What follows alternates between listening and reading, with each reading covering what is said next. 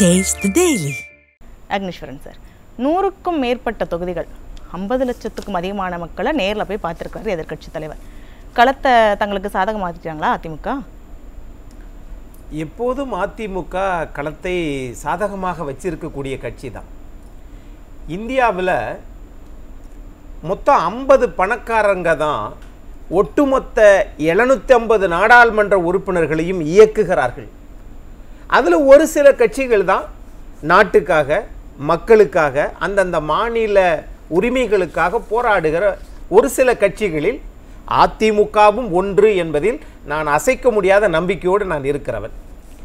ஆனால் தமிழ்நாட்டை பொறுத்தளவில் திமுக ஒரு மூளை செலவை செஞ்சுக்கிட்டே இருக்கிறாங்க.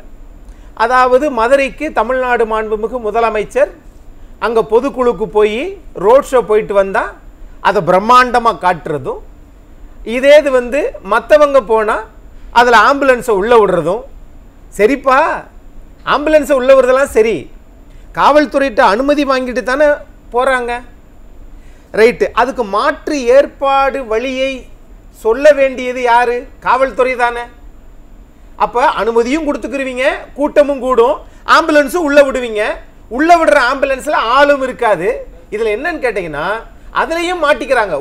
ஒரு பொய்யை மறைக்க 9 பொய் பேசுகிற இந்த அரக்கத்தனமான திமுக அரசாங்கத்தை அகற்றுவதுதான் மாண்புமிகு எதிர்க்கட்சி தலைவர் திரு எடப்பாடி பழனிசாமி அவர்களும் அதிமுக பொதுச் செயலாளர் மட்டுமில்லை, எல்லா பேருமே தலைமை கழக நிர்வாகிகள், திரு எஸ்பி வேலுமணி அவர்கள், தங்கமணி அவர்கள், திரு நத்தம் விஸ்வநாதன் அவர்கள், ஆர்பி உதய், எல்லோருடைய நோக்கமும் எப்பா அதிமுகவினால இந்த ஆட்சியை அகற்ற முடியும். ரெண்டாவது, சரி அப்படி உள்ளே போயிட்டாங்களே அப்படின்னு கேட்டால், இப்படி இது தப்பு பண்ணுறாரு, இப்படி இது பண்ணிட்டாரு, கரெக்டாக தான் சொன்னார். எப்பா நம்பரை குறிச்சிக்கோ, காவல்துறையில் நீ இது பண்ணு, இப்படி தானே சொன்னார். உள்ளுக்கு ஆளே இல்லை. ரெண்டு, எதுக்கு அப்படி ஆள் இல்லாத ஆம்புலன்ஸ் அனுப்புறாங்க? கூட்டத்தை பார்த்து பயந்துட்டாங்க. முன்னாடி 29 முறை அனுப்பிச்சிருக்காங்க, 30வது முறை தான் இதை கேட்டிருக்கிறாரு. ரெண்டாவது, இவங்க பாருங்களேன், அப்படி அதுதான் அப்படி 30 முறை ஒரு ஆம்புலன்ஸ் அனுப்ப வேண்டிய அவசியம் என்ன? இடையூறு, கூட்டம் வர்றது பொறுத்துக்கிற முடியல. நீங்க ஒண்ணு நல்லாட்சி நடத்தணும், அப்படி நடத்த தவறுகிற போது மக்கள் உங்கள் மீது கோபத்தில் தான் இருக்கிறாங்க. இன்னொன்று, ஒரு தனியார் ஊடகம் இந்த மாதிரி அவங்ககிட்ட புகார் வாங்கிட்டாங்கன்னு யாரோ ஒருத்தவங்க கொடுத்ததை வாங்கி போட்டு விட்டாங்க. அந்த ஆம்புலன்ஸ் ஓட்டுநர் சங்க தலைவர் நான் கொடுக்கவே இல்லைன்றார். ரெண்டாவது பொய். இப்படி பல பொய்களை செய்கிறது. ஆனால் நீ கூட்டி கழித்து பார்த்தீங்கன்னா, திரு எடப்பாடி பழனிசாமி அவர்கள் நாட்டின் முதலமைச்சராக இருந்தபோது எவ்வளவு விலைவாசி இருந்தது, இன்னைக்கு மாண்புமிகு முதலமைச்சர் திரு மு க ஸ்டாலின் இருக்கிற போது எவ்வளவு இது இருக்குது. எல்லா கட்டுமான பொருட்களும் விலை. இப்ப நீங்க சொல்ற மாதிரி இதெல்லாம் எதிர்க்கட்சி தலைவர் மக்கள் கிட்ட எடுத்து சொல்றாரு அப்படின்றதுனால திமுக பயந்துட்டாங்களா?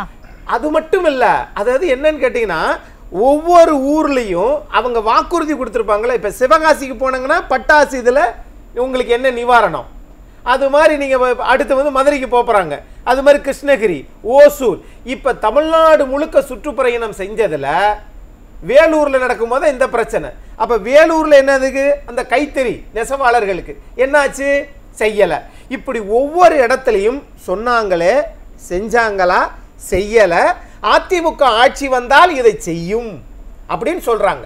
ஆனால் தமிழ்நாட்டை பொறுத்தளவில் இப்போ இல்லை, நீங்கள் இப்போ சொன்ன மாதிரி கரெக்டாக இது மும்முனை தாக்குதலாக தான் பார்க்க முடியுது. திமுக சொன்ன வாக்குறுதியை நிறைவேற்றலை, மக்களுக்கு என்ன செய்யலை அப்படின்றத ஒரு பக்கம் சொல்கிறாரு, அதிமுக என்ன செஞ்சது அப்படின்றத மக்கள்கிட்ட எடுத்து சொல்கிறாங்க. இந்த மும்முனை தாக்குதலில் சிக்கி தவிக்குதோ திமுக? இல்லை, அவங்க எப்படின்னு கேட்டிங்கன்னா, எப்படியாவது நாம் மறுபடிக்கும் ஜெயிக்கிறதுக்கு ஊடகத்தை கையில் எடுத்துக்கிறணும், பொய்கள் நிறைய பேசணும், இப்படி நிறைய பார்க்குறாங்க.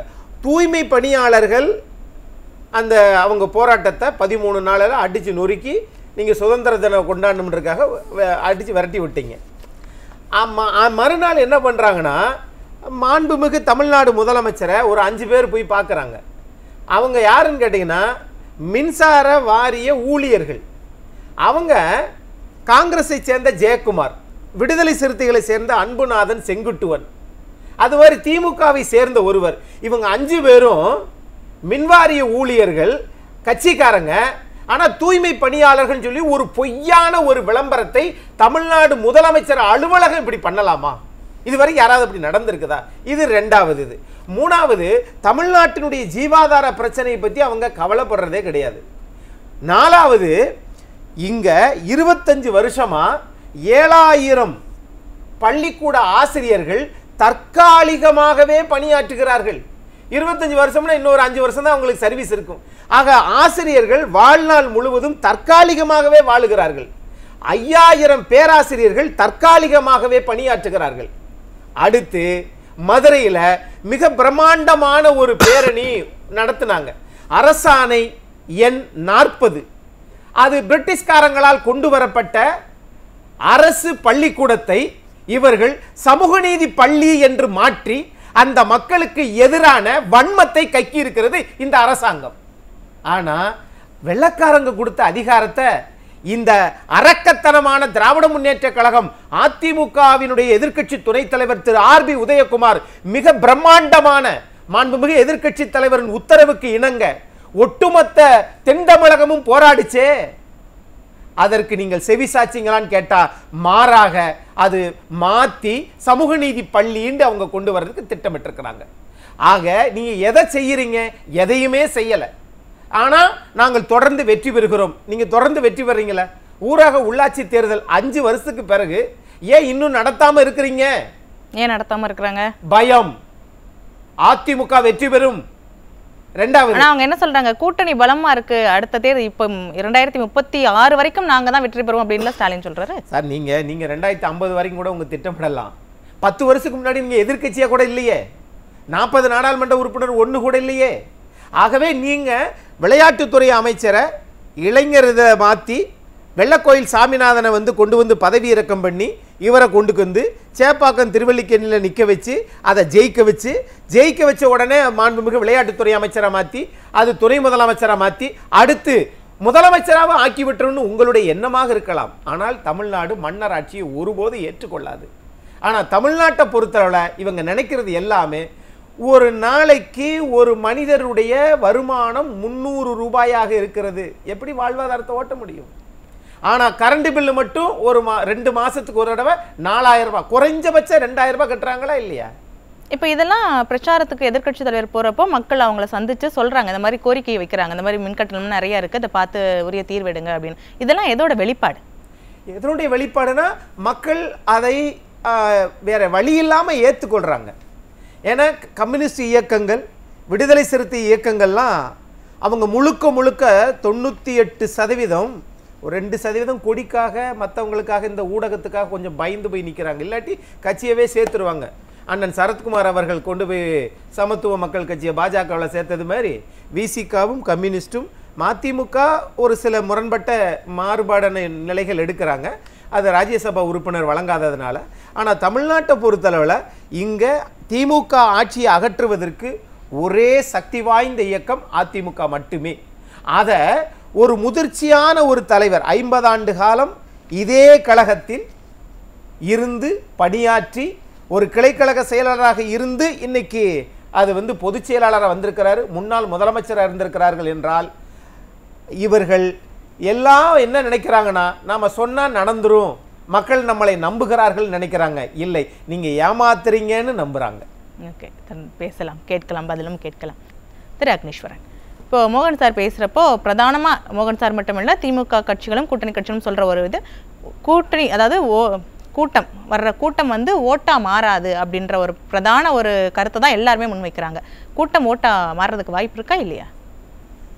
இல்லை, அப்போ மக்களை எந்த அளவுக்கு இவங்க அதை அவர்களை விலை கொடுத்து வாங்க முடியும் என்று ஜனநாயகத்தில் எப்படி நம்பிக்கையோடு வாழ்கிறாங்க பாருங்க. அப்போ மக்களை நீங்கள் மதிக்கலை, அப்படி தானே? நீங்கள் விசிகாவை வச்சு கம்யூனிஸ்ட் இயக்கங்களை வச்சு தான் நீங்கள் ஜெயிச்சிட்ருக்கீங்க, கரெக்டா? நாட்டுக்கு நல்லாட்சி வழங்கி வளர்ச்சி திட்டத்தை கொடுத்தா நீங்கள் வர்றீங்க. நண்பர் பொதிகை சாரதி சொல்லும்போது சொன்னார், அது போகிற இடத்துல மாண்புமிகு எதிர்க்கட்சி தலைவர் திரு எடப்பாடி பழனிசாமி அவர்கள் போகிற வழியில் கரண்டை கட் பண்ணுறாங்க. அது திமுகவினுடைய இயல்பு. இப்போ ஆம்புலன்ஸை உள்ளே விடுறாங்கல்ல, காங்கிரஸ் காலத்தில் கூட்டம் வந்துச்சுன்னா பொறுக்க முடியாமல் பாம்பை உள்ளே விட்ட கட்சி திமுக கட்சி. ஆக கரண்டை நீங்கள் மாண்புமிகு எதிர்க்கட்சி தலைவர் பேச்சை பொறுக்க முடியாமல், மக்கள் கூட்டத்தை ஏற்றுக்கிற முடியாமல் நீங்கள் மின்சாரத்தை துண்டிக்கிறீர்கள். உங்களை பற்றி திமுக பற்றி மக்களுக்கு தெரியாதா? சட்டமன்றத்திலேயே அவர் பேசக்கூடிய மைக்கை துண்டிக்கிறீங்க, வெளியில் துண்டிக்கிறது ரொம்ப கஷ்டமா என்ன? சார் சொன்னார், டாக்டர் மோகன் சார் சொன்னார். என்ன சொன்னார்னா, ஏங்க ஏன் திரு அன்வராஜா போனார், ஏன் திரு தம்பிதுரை இவர் போனார், அவர் பேர் என்ன, மைத்ரேயன் போனார் அப்படின்றீங்க. நான் கேட்குறேன், ஏன் திரு விபி துரைசாமி போனார், ஏன் முன்னாள் மத்திய அமைச்சர் அம்மையார் சுப்புலட்சுமி ஜெகதீசன் போனார்? அதுக்கு அடுத்த ரவுண்டில் ஒரு பதில் சொல்லணும். 2, அடுத்து தொழிலில் நாங்கள் வளர்ந்துருக்குறோம். ஆமாம், நீங்கள் தொழிலில் வளர்ந்துருக்கீங்க, ஆனால் ஏழைகளை பற்றி நீங்கள் கவலைப்படாத கட்சி. 4 ஆண்டு கால ஆட்சியில் மாண்புமிகு எதிர்க்கட்சி தலைவர் முதலமைச்சராக இருந்தபோது அதில் 2 ஆண்டு காலம் கொரோனாவில் இருந்தோம். தடுப்பூசி தயாரிக்கப்படலை, மருந்து இல்லை, மக்கள் விழிபிதுங்கி வீதியில் நின்றாங்க. காசை கொடுத்தாரு, அம்மா உணவகத்தை இலவசமா திறந்து வச்சாரு, அம்மா ஆரம்பிச்சு வச்ச அந்த திட்டம். ஆகவே நீங்க தொழில்துறை, நீங்க சேலத்துல மக்களை பத்தி திமுக கவலை இல்லைன்னு சொல்றீங்க. இன்னைக்கு முதலமைச்சர் பேசுறப்ப சொல்றாரு, எல்லோருக்கும் எல்லாம் கொடுக்கிற கட்சி ஆட்சி தான் எங்களோட ஆட்சி அப்படின்னு. எல்லோருக்கும் எல்லாம்னா சொத்து வரி எல்லோருக்கும் தானே வரும். 150% தப்பிக்க முடியுமா? இல்ல மேடம் நீங்க தப்பிச்சிருவீங்களா? இல்ல, தப்பிக்க முடியாது. அதே மாதிரி மின்சார கட்டணம் 52% எல்லோருக்கும் எல்லாம். உங்க வீட்டுல கரண்ட் இருக்கு, என் வீட்டுல கரண்ட் இருக்கு, கரண்ட் இல்லாத வீடே இல்லை இன்னைக்கு. எல்லாம் எல்லோருக்கும் எல்லாமா? எல்லோருக்கும் எல்லாம்னா அதுதான். வரி உயர்வு எல்லாம். அது மாதிரி நம்ம உலக வங்கியில கடன் வாங்கலாம்ல, அதுல 1 லட்சம் ரூபாய் ஒவ்வொரு தலையிலும் இருக்கின்றோம்ல, அது கடன் எல்லோருக்கும் எல்லாம்.